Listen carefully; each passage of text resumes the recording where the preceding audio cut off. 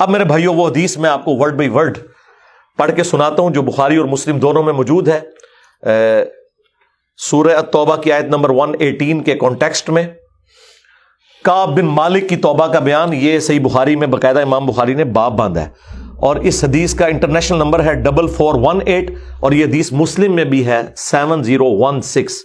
Word by word میں یہ حدیث بیان کروں گا کیونکہ اس کی رکت اسی میں ہے کہ میں اسے لفظ با لفظ بیان کروں، آپ اس تکلیف کا احساس کریں جس سے کعب بن مالک گزرے، اور پھر الٹیمیٹلی ان کی توبہ قبول ہوئی، اور ایسی توبہ قبول ہوئی کہ قیامت تک قرآن میں ان کی توبہ کا ذکر ہے کہ اللہ نے قبول کی، اور اس کی وجہ سے اس سورت کا نام سورہ توبہ ہے، جب وہ غزوہ تبوک سے پیچھے رہ گئے۔ یہ ان کا بیٹا ہے عبداللہ، وہ اس حدیث کو بیان کرتا ہے۔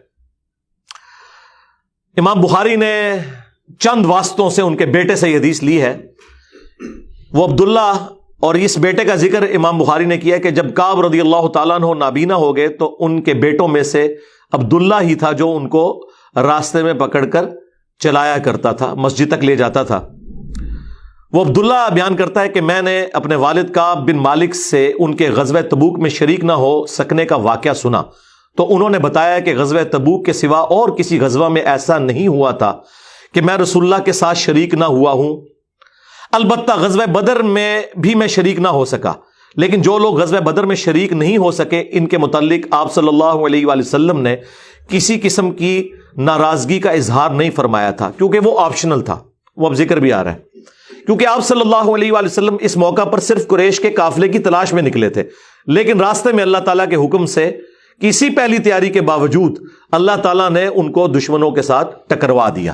وہ موجزانہ طور پہ ہوا تھا کیونکہ وہ بدر کے لیے نکلے، ورنہ تو یہ بھی ساتھ شامل ہوتے۔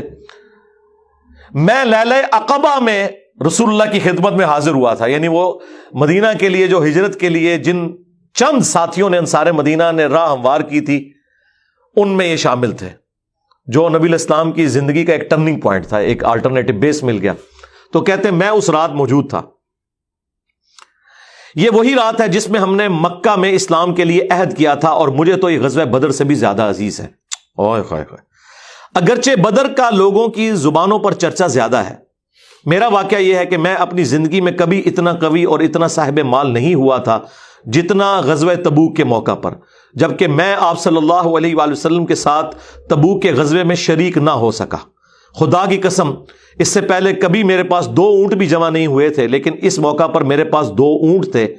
آپ صلی اللہ علیہ وآلہ وسلم جب کسی غزوے کے لیے تشریف لے جاتے تو آپ ذو معنی الفاظ استعمال کیا کرتے تھے، یعنی کوڈ ورڈز جن کے 2 معنی بنتے ہیں۔ وہ بخاری مسلم میں آیا کہ نبی الاسلام کہتے تھے کل ہم مشرق کی طرف جائیں گے، اور صحابہ کہتے ہیں ہم سمجھتے تھے کہ ہم نے مغرب کی طرف جانا ہے تاکہ جو منافقین ہیں وہ ہماری خبر لیک نہ کر سکیں۔ لیکن غزوہ تبوک وہ موقع تھا کہ گرمی بڑی سخت تھی، سفر بہت لمبا تھا، ریگستانی سفر تھا، اور دشمن کی فوج بھی کثرت سے تھی، رومن امپائر، 700 کلومیٹر ریگستانی سفر، تمام مشکلات سامنے تھیں۔ اس لیے آپ صلی اللہ علیہ وآلہ وسلم نے مسلمانوں سے اس غزوے کے متعلق بہت تفصیل کے ساتھ بتا دیا تھا، یعنی یہ ظاہر ایک مشکل وقت تھا تو حضور نے کھول کے بیان کیا کہ بھائی ادھر ہی جا رہے ہیں، یعنی مطلب یہ ہے کہ جو یہ نعرے لگاتے ہیں نا کہ غلامی رسول میں موت بھی قبول ہے اور ٹکٹ کٹا لے اپنا،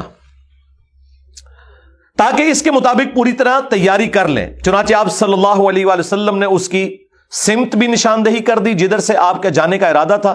مسلمان بھی آپ علیہ السلام کے ساتھ بہت زیادہ تھے، اتنے کہ کسی رجسٹر میں سب کے ناموں کا لکھنا بہت مشکل تھا۔ کعب کہتے ہیں کہ کوئی بھی شخص اگر اس غزوے میں شریک نہ ہونا چاہتا تو وہ خیال کر سکتا تھا کہ اس کی غیر حاضری کا کسی کو پتہ نہیں چلے گا سوائے اس کے کہ اس کے متعلق وحی نازل ہو۔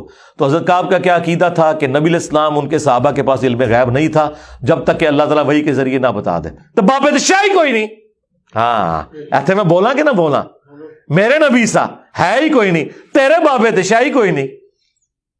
اور یہ عقیدہ صحابہ کا کہ علم غیب یہ ہے کہ اللہ بتائے۔ آپ صلی اللہ علیہ وآلہ وسلم جب اس غزوے کے لیے تشریف لے جا رہے تھے تو پھل پکنے کا زمانہ تھا اور سایہ میں بیٹھ کر لوگ آرام کرتے تھے۔ اچھا دیکھیں اللہ کی آزمائش کہ پھل پک کے تیار ہو جائے تو آپ نے ٹائملی اتارنا ہے، اگر آپ نے نہیں اتارا تو وہ تو آپ کی پورے سال کی اکانومی اس سے وابستہ ہے۔ اللہ نے عین اس ٹائم پہ آزما لیا کہ ٹھیک ہے اب تم نبی کے ساتھ جاؤ۔ اب بعد میں بھی بھوک نظر آ رہی ہے، کہتے ہیں لوگ بیٹھ کے نہ چوراہوں پہ یہی باتیں کرتے تھے۔ آپ صلی اللہ علیہ وآلہ وسلم بھی تیاریوں میں مصروف تھے اور آپ کے ساتھ مسلمان بھی، لیکن میں روزانہ سوچا کرتا تھا کہ کل سے میں بھی تیاری کروں گا. وہی جو آج کہتے ہیں جی کل تو انشاءاللہ داڑھی بھی رکھ لینی ہے، بس میرے بچیوں کے ہاتھ پیلے ہو جائیں تو میں تو مسجد میں بیٹھا رہوں گا. یہ وہی چیز ہے، یہ ہر انسان پہ اسے طول عمل کہتے ہیں، لمبی امیدیں لگانا.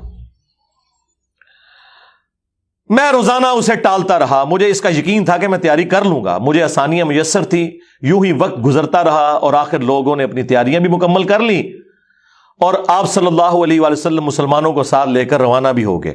اس وقت تک میں نے کوئی تیاری نہیں کی تھی. اس موقع پر میں نے اپنے دل کو یہی سمجھایا کل یا پرسوں تک تیاری کر لوں گا، پھر لشکر سے تیزی سے جا کر مل جاؤں گا. کوچ کے بعد دوسرے دن بھی میں نے تیاری کے لیے سوچا لیکن کچھ نہ ہو سکی. پھر تیسرے دن سوچا اور اس دن بھی کوئی تیاری نہ ہو سکی. اور یوں وقت گزرتا گیا اور اسلامی لشکر بہت آگے بڑھ گیا. غزوہ میں میرے شرکت کے لیے بات اب دور کی بات ہو گئی اور میں یہی ارادہ کرتا رہا کہ یہاں سے چل کر اب ان تک نہیں پہنچ سکوں گا. تھیندے تھی گیا. کاش میں نے ایسا کر لیا ہوتا، لیکن یہ میرے نصیب میں نہیں تھا. اچھا، جرم ہو جانے کے بعد آپ یہ کہہ سکتے ہیں میری تقدیر میں یہ لکھا تھا، پہلے نہیں. ہاں، وہ تو پھر اللہ پہ آپ بہتان مان دیں گے نا کہ میں نماز اس لیے نہیں پڑھ رہا کہ اللہ نے میرا مقدر کیا کہ میں اگلی نماز نہ پڑھوں. نہ، ہاں بعد میں آپ کہہ سکتے ہیں کہ میری تقدیر میں لکھا تھا کہ میں اتنا بدبخت ہوں کہ میں نماز چھوڑوں گا، اور وہ چھوڑوں گا اپنی مرضی سے. اللہ نے تو اپنے علم سے فورس ہی کیا. آپ صلی اللہ علیہ وآلہ وسلم کے تشریف لے جانے کے بعد جب میں باہر نکلتا تو مجھے بڑا دکھ ہوتا، اوئے ہوئے، کیونکہ یا تو وہ لوگ نظر آتے تھے جن کے چہروں سے نفاق ٹپکتا تھا.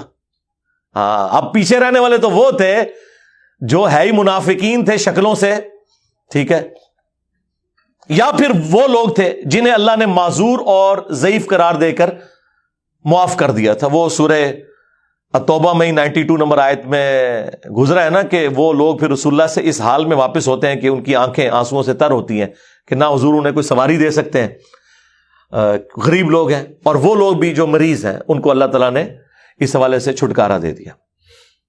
آپ صلی اللہ علیہ وآلہ وسلم نے میرے بارے میں کسی سے کچھ نہیں پوچھا، لیکن جب آپ تبوک پر پہنچے تو وہیں ایک مجلس میں آپ نے دریافت کیا کہ کعب نے کیا کیا. آپ نظروں میں تو تھا نا جی، خاص بندے جو ہوتے ہیں وہ نظروں میں تو ہوتے ہیں. یعنی یہ تو ایکسپیکٹ ہی نہیں نہ کیا جا سکتا کہ مین ٹیم ممبر پیچھے رہ جائے. تو اس سے اندازہ لگائے کہ حضرت کعب بن مالک کو چھوٹے بندے نہیں تھے. بنو سلمہ کے ایک صاحب نے کہا یا رسول اللہ اس کے غرور نے اسے آنے نہیں دیا. اس پر حضرت معاذ ابن جبل بولے تم نے بری بات کہی. یا رسول اللہ خدا کی قسم ہمیں ان کے متعلق خیر کے سوا اور کچھ معلوم نہیں. تو نبی علیہ السلام نے اس کے جواب میں کچھ نہیں فرمایا. دیکھیں انہوں نے پوری رپورٹ لی ہے پیچھے سے کہ کیا کچھ ہوتا رہا وہاں. اب حضور نے کوئی ورڈنگ دی، ظاہر ہے نبی علیہ السلام کو بھی غصہ تھا. کعب بن مالک رضی اللہ تعالیٰ نے بیان کیا کہ جب مجھے معلوم ہوا کہ نبی علیہ السلام واپس تشریف لا رہے ہیں تو اب مجھ پر فکر سوار ہونے لگی اور میرا ذہن کوئی ایسا جھوٹا بہانہ تلاش کرنے لگا جس سے میں کل حضرت کی ناراضگی سے بچ سکوں. دیکھیں وہ بھی عام انسان تھے، اتنے اولو العزم صحابہ، لیکن ظاہر نفس تو ہر بندے کے ساتھ لگا ہے. وہ بھی سوچ رہے ہیں کہ یار چلو میں بہانہ کر لوں گا، کوئی مجبوری تھی. اوئے ہوئے ہوئے ہوئے. اپنے گھر کے ہر عقل مند آدمی سے اس کے متعلق میں نے مشورہ بھی کی، لیکن جب مجھے معلوم ہوا کہ نبی علیہ السلام مدینے سے بالکل قریب آ چکے ہیں تو غلط خیالات میرے ذہن سے بالکل نکل گئے اور مجھے یقین ہو گیا کہ اس معاملے میں جھوٹ بول کر اپنے آپ کو کسی طرح محفوظ نہیں کر سکتا. چنانچہ میں نے سچی بات کہنے کا پختہ ارادہ کر لیا. صبح کے وقت حضرت جب تشریف لائے تو آپ صلی اللہ علیہ وآلہ وسلم جب کسی سفر سے واپس آتے تھے تو آپ کی یہ مبارک عادت تھی کہ پہلے مسجد میں تشریف لے جا کر 2 رکعت نوافل پڑھتے، پھر لوگوں کے ساتھ مجلس میں بیٹھتے. جب آپ اس عمل سے فارغ ہو چکے تو آپ کی خدمت میں لوگ آنے لگے جو غزوہ میں شریک نہیں ہوئے تھے اور قسم کھا کھا کر اپنے عذر بیان کرنے لگے. اور ایسے لوگوں کی تعداد 80 کے قریب تھی، یعنی 80 لوگ ایسے تھے جو جھوٹے بہانے لگا رہے تھے. آپ صلی اللہ علیہ وآلہ وسلم نے ان کے ظاہر کو قبول فرما لیا اور ان سے دوبارہ سے عہد بھی لے لیا، ان کے لیے دعائیں مغفرت بھی کی. دیکھو جی، آپ لوگ تو کہتے ہیں کوئی بزرگ دعا کر دے، حضور نے بھی دعائیں مغفرت کر دی ہے، لیکن اللہ نے کراس پھیر دیا ہے. ہاں یہ ذہن میں رکھیں. آپ نے بہانہ بھی قبول کر لیا، دوبارہ سے بیعت بھی کر لی، چلو تجدید عہد بھی ہو گیا جی. اگر بیعت ٹوٹ گئی تو دوبارہ ہو گئی، اور دعا بھی کر دی اور ان کے باطن کو اللہ کے سپرد کر دیا. کیا بات ہے جی.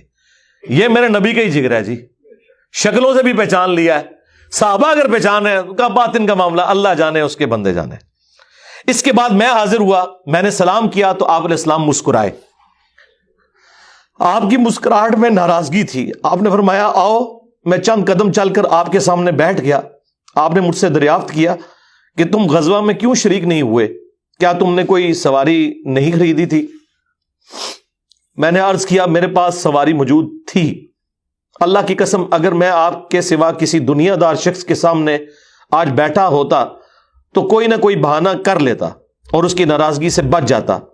مجھے خوبصورتی کے ساتھ گفتگو کا سلیقہ بھی معلوم ہے، لیکن اللہ کی قسم مجھے یقین ہے کہ اگر آج میں آپ کے سامنے کوئی جھوٹا بہانہ کر بھی دوں اور آپ راضی بھی ہو جائیں تو بہت جلد اللہ تعالیٰ آپ کو مجھ سے ناراض کر دے گا، کیونکہ میں بظاہر تو بہانہ کروں گا لیکن اللہ تو وہی کے ذریعے آپ کو بتا دے گا یہ جھوٹ بول رہا ہے۔ اس کی بجائے اگر میں آپ سے سچی بات کروں تو یقیناً آپ کو میری طرف سے ناراضگی تو ہوگی، لیکن اللہ سے مجھے امید ہے کہ وہ مجھے معاف کر دے گا۔ خدا کی قسم مجھے کوئی عذر نہیں تھا، اللہ کی قسم اس وقت سے پہلے میں کبھی اتنا آسودہ حال نہیں تھا، اور پھر بھی میں آپ کے ساتھ شریک نہ ہو سکا۔ نبی علیہ السلام نے فرمایا کہ اس نے سچی بات بتا دی، اچھا اب جاؤ یہاں تک کہ اللہ تمہارے بارے میں خود ہی کوئی فیصلہ کرے۔ میں اٹھ گیا اور میرے پیچھے بنو سلمہ کے کچھ لوگ بھی دوڑے آئے اور مجھ سے کہنے لگے اللہ کی قسم ہمیں تمہارے متعلق یہ معلوم نہیں تھا کہ اس سے پہلے تم نے کوئی گناہ کیا ہو، تم نے تو بڑی غلطی کی۔ آپ علیہ السلام کے سامنے ویسے ہی کوئی بہانہ کر دیتے جیسا کہ دوسرے لوگوں نے کیا، تمہارے گناہ کے لیے نبی علیہ السلام کا استغفار ہی کافی ہو جاتا، وہی جو کچھ بھی ہے تیرے محبوب کی امت سے ہے۔ لیکن سرکار یہ کعب بن مالک تھے، ان کو پتا تھا، اور مشورہ دینے والے بھی صاحب ہیں، دیکھو کیا مشورہ دے رہے ہیں کہ کو بہانہ کر لینا سی، حضور نے دعا کرنی سی۔ مینٹالٹی اس زمانے میں بھی اس طرح ہی تھی، یہ نہ سمجھیں آج کے لوگ ہی کہتے ہیں، اس زمانے میں بھی ڈھیلے مسلمان تو تھے، تو حضور نے تیرے لیے دعا کر دینی تھی، تو تو نے تو یہ کام۔ اللہ کی قسم ان لوگوں نے مجھے اتنی ملامت کی کہ مجھے خیال آیا کہ واپس جا کر کوئی جھوٹا بہانہ کر ہی آؤں۔ اندازہ کرو ایڈا انہوں نے جناب انہوں نے کیتا کہ چلو ٹھیک ہے میں ان جا کے بہانہ کر لوں۔ پھر میں نے ان سے پوچھا کیا میرے علاوہ کسی اور نے بھی کوئی ایسا عذر بیان کیا ہے؟ تو انہوں نے بتایا کہ ہاں 2 حضرات اور ہیں جنہوں نے معذرت کی جس طرح تم نے کی، اور انہیں بھی وہی جواب ملا جو تمہیں ملا۔ میں نے پوچھا وہ کون ہے؟ تو انہوں نے بتایا کہ مرارہ بن ربیع اور ہلال بن امیہ رضی اللہ عنہما، ان 2 ایسے صحابہ کا نام انہوں نے لے دیا جو صالح تھے اور اصحاب بدر بھی تھے، ان کا طرز عمل میرے لیے نمونہ بن گیا۔ انہوں نے کہا اگر یہ 2 بدری صحابی بھی ان کے ساتھ بھی یہی کچھ ہوا ہے نا تو میں اچھے لوگوں کی فہرست میں اب شامل ہو جاؤں، میں اب پکا رہوں۔ ان کا طرز عمل میرے لیے نمونہ بن گیا۔ چنانچہ انہوں نے جب ان بزرگوں کا نام لیا تو میں اپنے گھر چلا آیا۔ آپ علیہ السلام نے لوگوں کو ہم سے بات چیت کرنے سے ممانعت کر دی۔ لو جی سوشل بائیکاٹ ہو گیا۔ اللہ اکبر۔ بہت سے لوگ جو غزوے میں شریک نہیں ہوئے تھے ان میں سے صرف ہم 3 تھے، لوگ ہم سے الگ رہنے لگے اور سب لوگ بدل گئے۔ ایسا نظر آتا تھا کہ ہم سے ساری دنیا بدل گئی ہے، ہمارا اس سے کوئی واسطہ ہی نہیں۔ 50 دن تک ہم اسی حال میں رہے۔ میرے 2 ساتھیوں نے تو اپنے گھروں سے نکلنا ہی چھوڑ دیا، ہر وقت روتے رہتے تھے، لیکن میرے اندر ہمت تھی، میں باہر نکلتا تھا، مسلمانوں کے ساتھ نماز میں بھی شریک ہوتا تھا اور بازاروں میں بھی گھومتا تھا، لیکن کوئی شخص مجھ سے بولتا نہیں تھا۔ میں نبی علیہ السلام کی خدمت میں بھی حاضر ہوتا، آپ کو سلام بھی کرتا۔ جب آپ نماز کے بعد مجلس میں بیٹھتے تو میں اس کی جستجو میں لگا رہتا کہ دیکھوں سلام کا جواب دیتے ہیں یا نہیں، اور میری نظر حضور کے ہونٹوں کی طرف ہوتی کہ جواب میں ہلے یا نہیں۔ کنکھیوں سے دیکھتے رہتے اب حضور جواب بھی نہیں دے رہے۔ پھر میں کوشش کرتا کہ آپ کے قریب ہی نماز پڑھوں، اور میں آپ کو کنکھیوں سے دیکھتا رہتا ایسے کر کے۔ جب میں اپنی نماز میں مشغول ہو جاتا تو رسول اللہ میری طرف دیکھتے، لیکن جو ہی میں آپ کی طرف دیکھتا تو آپ روح انور پھیر لیتے۔ ظاہر ہے حضور کو بھی تو محبت تھی اپنے صحاب کے ساتھ، حضور دیکھتے تھے، وہ جب یعنی اپنی ناراضگی کا اظہار وہ اگر نماز میں بھی حضور کی طرف دیکھ رہے تو حضور چہرہ انور پھیر لیتے۔ تو میں ایک دن ابو قتادہ کے باغ کی دیوار پر چڑھ گیا، وہ میرے چچا زاد بھائی تھے اور مجھے ان سے بہت گہرا تعلق تھا۔ میں نے انہیں سلام کیا، لیکن اللہ کی قسم انہوں نے بھی میرے سلام کا جواب نہیں دیا۔ میں نے کہا ابو قتادہ تمہیں اللہ کی قسم کیا تم نہیں جانتے کہ اللہ اور اس کا رسول سے مجھے کتنی محبت ہے؟ انہوں نے کوئی جواب نہیں دیا. میں نے دوبارہ ان سے یہی سوال کیا, اللہ کی قسم دے کر پوچھا, لیکن وہ پھر بھی خاموش رہے. میں نے پھر اللہ کا واسطہ دے کر ان سے سوال کیا. اس مرتبہ انہوں نے صرف اتنا کہا, اللہ اور اس کا رسول زیادہ بہتر جانتے ہیں. دیکھیں جی اس بات کا جواب انہوں نے کہا, بھائی اللہ کے نبی نے منع کیا ہے, اب بائیکاٹ ہے تیرا. اللہ اکبر. اس پر میرے آنسو پھوٹ پڑے. میں واپس چلا آیا اور دیوار پر چڑھ کر نیچے باہر اترا. پھر وہ بیان کرتے ہیں کہ ایک دن مدینہ کے بازار میں جا رہا تھا کہ شام کا ایک کاشتکار جو کہ غلہ بیچنے مدینہ آیا تھا پوچھ رہا تھا کعب بن مالک کہاں رہتے ہیں. لوگوں نے میری طرف اشارہ کیا, وہ میرے پاس آیا اور غسان جو بادشاہ تھا رومن امپائر کا, اس کا ایک خط مجھے دیا. وہ جو اس کا ایک سمجھ لے چھوٹی چھوٹی جو امپائر کے اندر بنی ہوئی تھی ان میں سے ایک کا وہ گورنر تھا. اس خط میں لکھا تھا کہ مجھے معلوم ہوا ہے کہ تمہارے صاحب یعنی رسول اللہ صلی اللہ علیہ وآلہ وسلم نے تمہارے ساتھ زیادتی کی ہے, نعوذ باللہ. اللہ نے تمہیں کوئی ذلیل ہونے کے لیے پیدا تو نہیں کیا کہ تمہارا حق ضائع کیا جائے. تم ہمارے پاس آ جاؤ, ہم تمہارے ساتھ بہتر سلوک کریں گے. یعنی دشمن کی فوج کے ہیڈ کی طرف سے خط آیا. جب میں نے یہ خط پڑھا تو میں نے کہا کہ ایک اور امتحان آ گیا. اچھا جی سرکار, ایک خط کسی اور کو لایا ہو کہ جی اے دیکھ لو یا رسول اللہ منو تے بڑی آفر جے. یہاں لوگ دنیا دار لوگ ہی کرتے ہیں نا جی, مجھے فلاں جگہ سے آفر ہو رہی ہے. لیکن جو اہل ایمان ہے وہ تو کہتے ہیں کہ یار میں اس لیول پہ گر گیا ہوں کہ اب کافر بھی مجھے بلا رہے ہیں. انہوں نے یہ رزلٹ نکالا, چونکہ مومن تھے نا. میں نے اس خط کو تندور میں جلا دیا. ان 50 دنوں میں سے جب 40 دن گزر گئے تو نبی علیہ السلام کا ایلچی میرے پاس آیا اور اس نے کہا کہ رسول اللہ نے حکم دیا ہے کہ اپنی بیوی کے قریب نہ جاؤ. میں نے پوچھا میں اسے طلاق دے دوں یا پھر مجھے کیا کرنا ہے؟ تو انہوں نے کہا نہیں, طلاق نہیں دینی, صرف جدا ہو جاؤ. میرے دونوں ساتھیوں کو جنہوں نے میری طرح معذرت کی تھی یہی حکم ملا. میں نے اپنی بیوی سے کہا کہ اپنے میکے چلی جاؤ, اس وقت تک وہیں رہو جب تک کہ اللہ تعالیٰ اس معاملے کا کوئی فیصلہ نہ کر دے. کعب کہتے ہیں کہ ہلال بن امیہ کی بیوی رسول اللہ کی خدمت میں حاضر ہوئی اور عرض کیا یا رسول اللہ وہ تو بہت بوڑھے اور کمزور ہیں, ان کے پاس کوئی خادم بھی نہیں, کیا اگر میں ان کی خدمت کر دیا کروں تو آپ ناپسند تو نہیں فرمائیں گے؟ بیوی دیکھو جی, بیوی خاوند کو کچھ سمجھ نہیں رہی, رسول اللہ سے جا کے پوچھ رہی ہے صلی اللہ علیہ وسلم. تو نبی اسلام نے فرمایا صرف وہ تم سے صحبت نہ کریں. انہوں نے عرض کیا اللہ کی قسم وہ تو کسی چیز کے لیے حرکت ہی نہیں کر رہے. جب سے آپ ان سے ناراض ہوئے ہیں وہ دن اور آج کا دن ان کے آنسو تھمنے میں نہیں آتے. میرے گھر کے بعض لوگوں نے کہا کہ جس طرح ہلال بن امیہ کی بیوی نے ان کے لیے اجازت لے لی تو آپ بھی جا کے اجازت لے لیں. اب دیکھیں لوگ مشورے دے رہے ہیں. میں نے کہا خدا کی قسم میں اس کے لیے رسول اللہ سے اجازت نہیں لوں گا. میں جوان ہوں, معلوم نہیں جب اجازت لینے جاؤں تو حضور کیا فرما دیں. ان کو یہ بھی خطرہ تھا کہ میں یہ جاؤں تو یہ نہ ہو کہ حضور اور ناراض ہو جائیں, اگر کوئی چانس بھی ہے نا بچنے کے تو وہ بھی ختم ہو جائے. دیکھیں نہیں کتنا گاڈ اورینٹڈ بندہ ہے جی, اللہ اکبر. اس طرح 10 دن اور گزر گئے. جب رسول اللہ صلی اللہ علیہ وآلہ وسلم نے ہمیں بات چیت کرنے کی ممانعت فرمائی تھی, اس کو 50 دن پورے ہو گئے.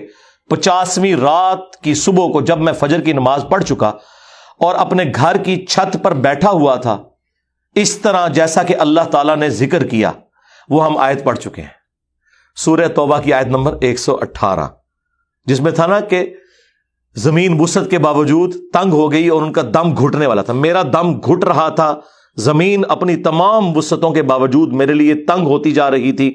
میں نے ایک پکارنے والے کی پکار سنی جو سلع کی پہاڑی پر چڑھ کر بلند آواز سے کہہ رہا تھا اے کعب بن مالک تمہیں بشارت ہو,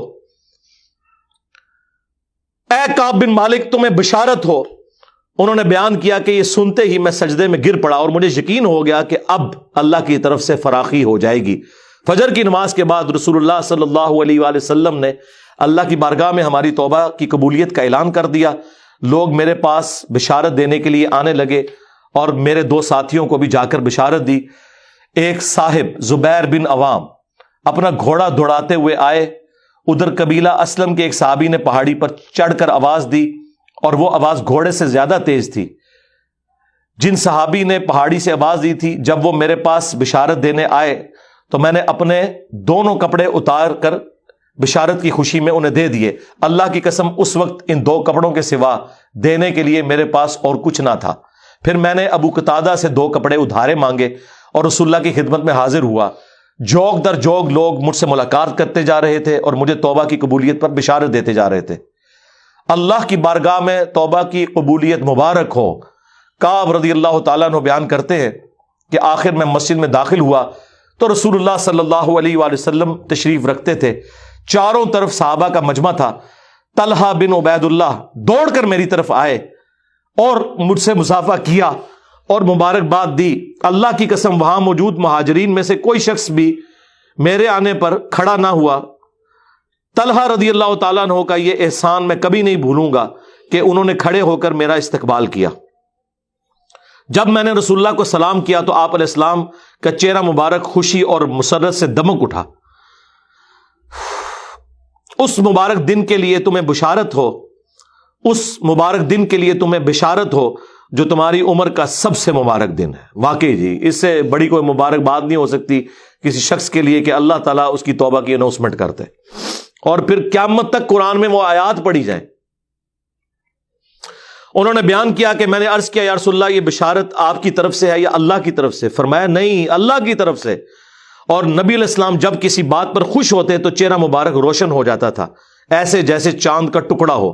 آپ کی مسرت ہم چہرہ مبارک سے سمجھ جاتے تھے۔ پھر جب میں آپ کے سامنے بیٹھ گیا تو عرض کیا یا رسول اللہ اپنی توبہ کی قبولیت کی خوشی میں اپنا مال اللہ اور اس کے رسول کی راہ میں صدقہ کر دوں؟ آپ نے فرمایا لیکن کچھ مال اپنے پاس رکھ لو، یہ زیادہ بہتر ہے۔ میں نے عرض کیا کہ پھر میں خیبر کا حصہ اپنے پاس رکھ لیتا ہوں۔ پھر میں نے عرض کیا یا رسول اللہ اللہ نے مجھے سچ بولنے کی وجہ سے نجات دی، اب میں اپنی توبہ کی قبولیت کی خوشی میں آپ سے یہ وعدہ کرتا ہوں کہ جب تک زندہ رہوں گا سچ کے سوا کوئی بات زبان پر نہیں لاؤں گا۔ بس اللہ کی قسم جب سے میں نے رسول اللہ کے سامنے یہ عہد کیا صلی اللہ علیہ وآلہ وسلم، میں کسی ایسے مسلمان کو نہیں جانتا کہ جسے اللہ نے سچ بولنے کی وجہ سے اتنا نوازا ہو جتنی نوازشات مجھ پر کی سچ بولنے کی وجہ سے۔ جب سے میں نے نبی علیہ السلام کے سامنے یہ عہد کیا پھر آج تک میں نے کبھی جھوٹ بولنے کا ارادہ بھی نہیں کیا، اور مجھے امید ہے کہ اللہ تعالیٰ باقی زندگی بھی مجھے اس سے محفوظ رکھے گا۔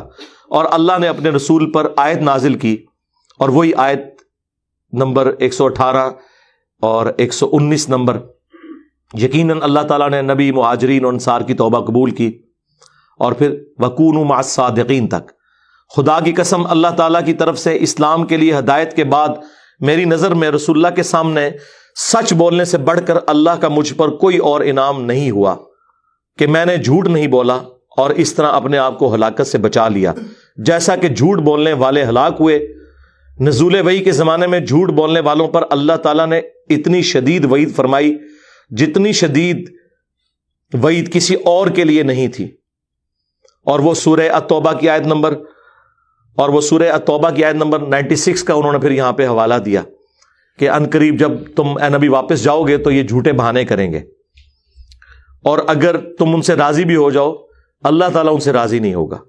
کعب کہتے ہیں کہ چنانچہ ہم 3 ان لوگوں کے معاملے سے جدا رہے جنہوں نے رسول اللہ کے سامنے جھوٹی قسمیں کھائی تھیں اور آپ نے ان کی بات مان بھی لی تھی اور ان سے بیعت بھی لے لی اور ان کے لیے دعائے مغفرت بھی کی۔ ہمارا معاملہ رسول اللہ نے چھوڑ دیا اور اللہ نے خود اس کا فیصلہ کیا، اور پھر اللہ تعالیٰ نے یہ آیت نازل کی جو ہم نے یہ پڑھی سورہ التوبہ کی آیت نمبر 118، وَعَلَى الثَّلَاثَةِ الَّذِينَ خُلِّفُوا حَتَّى إِذَا ضَاقَتْ عَلَيْهِمُ الْأَرْضُ بِمَا رَحُبَتْ وَضَاقَتْ عَلَيْهِمْ أَنفُسُهُمْ وَظَنُّوا أَن لَّا مَلْجَأَ مِنَ اللَّهِ إِلَّا إِلَيْهِ ثُمَّ تَابَ عَلَيْهِمْ لِيَتُوبُوا إِنَّ اللَّهَ هُوَ التَّوَّابُ الرَّحِيمُ۔